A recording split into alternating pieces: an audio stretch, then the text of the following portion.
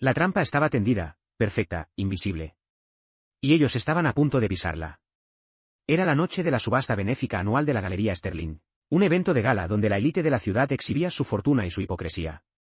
Dentro, entre el tintineo de copas de champán y las risas huecas, se encontraban los tres hombres que habían desmantelado la vida de Elara: el director Robert Sterling, un hombre de sonrisa fácil y corazón de piedra; el consejero legal, Marcus Thorne, un depredador con traje a medida; y el coleccionista de arte, Arthur Finch, un buitre de gusto impecable y moral inexistente. Elara los observaba desde la oscuridad de una furgoneta aparcada a 2 manzanas de distancia, un portátil mostrando transmisiones en vivo de cámaras discretamente instaladas. Su venganza no sería un acto de violencia bruta, sino una sinfonía de revelaciones, tocada con la precisión de un metrónomo. Elara había sido la guardiana de la biblioteca de manuscritos raros del Instituto Sterling durante 27 años. Cada pergamino, cada incunable, cada mapa antiguo era parte de su alma. Un día, mientras catalogaba una nueva adquisición, descubrió una entrada anómala. Un manuscrito medieval, supuestamente donado, había sido readquirido en subasta con fondos del instituto a un precio exorbitante. El rastro la llevó a otros 10, luego a 20 volúmenes, todos con el mismo patrón, vendidos en secreto por los propios directivos a empresas fantasma y luego comprados de nuevo, inflando precios y desviando millones. Era un desfalco sistemático, un saqueo metódico de un legado cultural. Elara, con la inocencia de quien cree en la justicia, llevó sus hallazgos a Robert Sterling. Él la escuchó con una sonrisa paternal, prometiendo investigar. Pero la investigación nunca llegó. En su lugar, Elara se encontró sumergida en una pesadilla. Sus propios archivos fueron manipulados, se le acusó de falsificar registros, de malversación, incluso de trastornos mentales. Marcus Thorne se encargó de la campaña de desprestigio, filtrando rumores a la prensa, desacreditando su impecable carrera. Arthur Finch, por su parte, se beneficiaba comprando a precios irrisorios los mismos tesoros que él ayudaba a desviar. La policía, abrumada por la influencia de Sterling, desestimó su caso como la divagación de una mujer obsesiva. Elara perdió su trabajo, su reputación, sus ahorros. Perdió todo. Pero el silencio de Elara no era debilidad, era estrategia. Su mente, entrenada en la paciencia de los historiadores y la tenacidad de los bibliófilos, no se rompió, sino que se afiló. Meses de insomnio se convirtieron en noches de investigación forense. Los archivos digitales de la biblioteca, que conocía mejor que nadie, eran su campo de batalla. Analizó metadatos, recuperó versiones antiguas de documentos, cruzó bases de datos públicas de propiedades y registros corporativos. Cada libro no era solo papel y tinta, sino un mapa de conexiones, un rompecabezas de datos. Su mente, entrenada en la taxonomía y la preservación, vio patrones donde otros solo veían polvo. Descubrió las empresas fantasma, sus directivos nominales, y la red de transferencias bancarias que trazaban el dinero de vuelta a las cuentas personales de Sterling, Thorne y Finch. La justicia ordinaria les había fallado, pero Elara conocía una justicia más antigua, una que se tejía con hilos invisibles de información.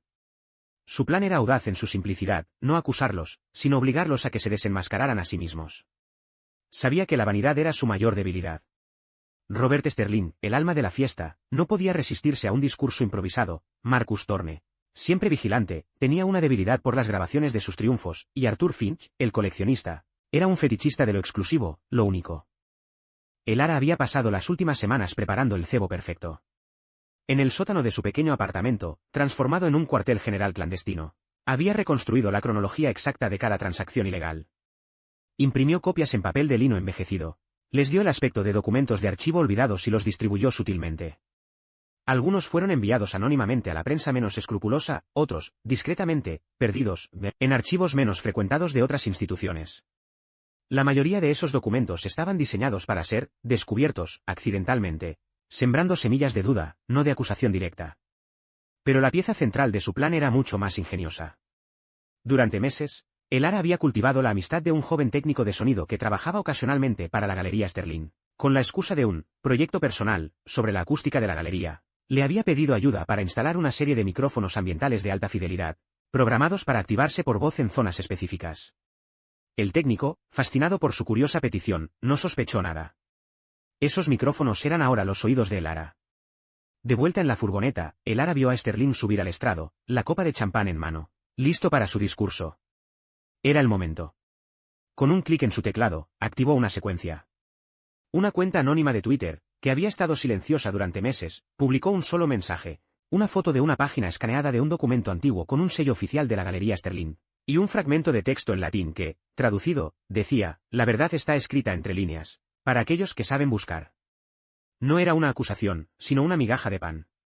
Y el Ara sabía que Finch, con su obsesión por lo raro y lo oculto, no podría resistirse a descifrarlo. Simultáneamente, en una de las pantallas gigantes que mostraban imágenes del evento, un pequeño fallo técnico hizo que, por un microsegundo, apareciera en la esquina inferior una serie de números y letras que simulaban un código de catalogación antiguo. Solo alguien con el conocimiento exacto de los sistemas de catalogación de la biblioteca, como el Ara, o alguien que supiera qué buscar, como Thorne, lo reconocería como una referencia a un documento que no debería existir. Sterling comenzó su discurso, su voz resonando en la sala. El Ara, a través de los auriculares, escuchaba todo. La clave estaba en las conversaciones privadas, en los susurros de complacencia. Marcus Thorne, siempre con su teléfono en mano, grababa el discurso para su archivo personal de «momentos de éxito».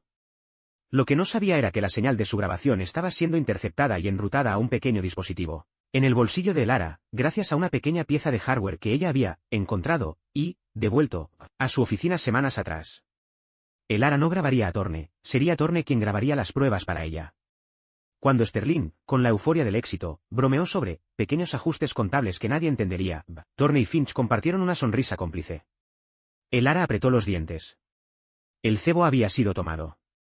Finch, intrigado por el tuit, se excusó para ir a los lavabos, donde sacó su teléfono y comenzó a buscar la traducción de la frase latina.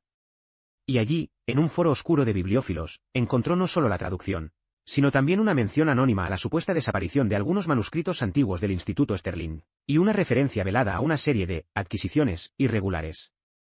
El hilo era nuevo, recién creado, y parecía ser obra de un investigador, con un conocimiento inusualmente profundo de los archivos del instituto. La información no era suficiente para una acusación, pero era el rumor que los lobos se comerían entre ellos. Finch, con la palidez que dan las malas noticias, volvió a la sala y se acercó a Thorne, susurrándole al oído sobre el hilo de Internet. Thorne, siempre prudente, intentó desestimarlo, pero la semilla de la duda ya estaba plantada. Fue entonces cuando la obra maestra de Lara entró en juego. Un mensaje de texto anónimo llegó al teléfono de Robert Sterling. Revisa el segundo estante, sección de manuscritos griegos, volumen 12. La verdad se esconde a plena vista. Sterling, ya con una sensación de inquietud, se excusó brevemente, pensando que era una broma de mal gusto o un error. Pero algo en el mensaje, la especificidad, lo inquietó.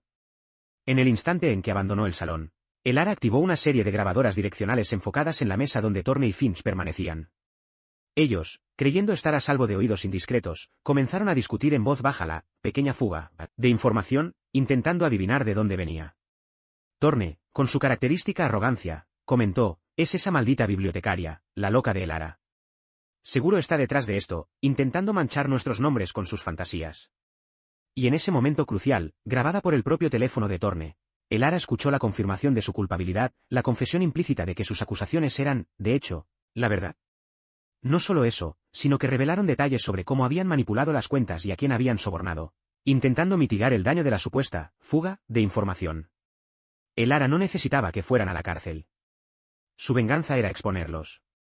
Los audios, los documentos, los patrones de transacciones, todo sería compilado y entregado, no a la policía, sino directamente a los medios de comunicación más influyentes, a los comités de vigilancia de patrimonio cultural y a los donantes más importantes de la Galería Sterling. No como una acusación de la loca bibliotecaria, sino como una investigación forense impecable, anónima, pero devastadoramente detallada. La humillación pública, la pérdida de su reputación, la desintegración de sus imperios, sería su verdadera sentencia. Desde la furgoneta, el Ara vio a Sterling regresar, con el rostro más pálido. Había ido a revisar el estante. No había encontrado nada físicamente fuera de lugar, pero el simple acto de ir a buscarlo, la interrupción de su complacencia, ya era una victoria. Su plan no era una bomba que explotaba, sino un veneno lento, sutil, que corroería su mundo desde dentro. En los días siguientes, las filtraciones se intensificaron. No se trataba de una única denuncia, sino de una marea constante de pequeñas verdades, cada una confirmando la anterior. La reputación de Sterling, Thorne y Finch se desmoronó. Los periódicos hablaban de un investigador anónimo, que había desenterrado el mayor escándalo cultural de la década.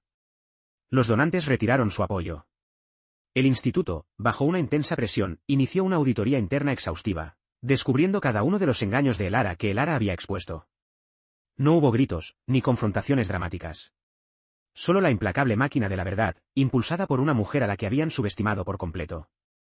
La bibliotecaria que derrocó a los lobos no con garras, sino con la paciencia, La inteligencia y la verdad que encontró entre las líneas de los libros que una vez amó y que ahora defendía.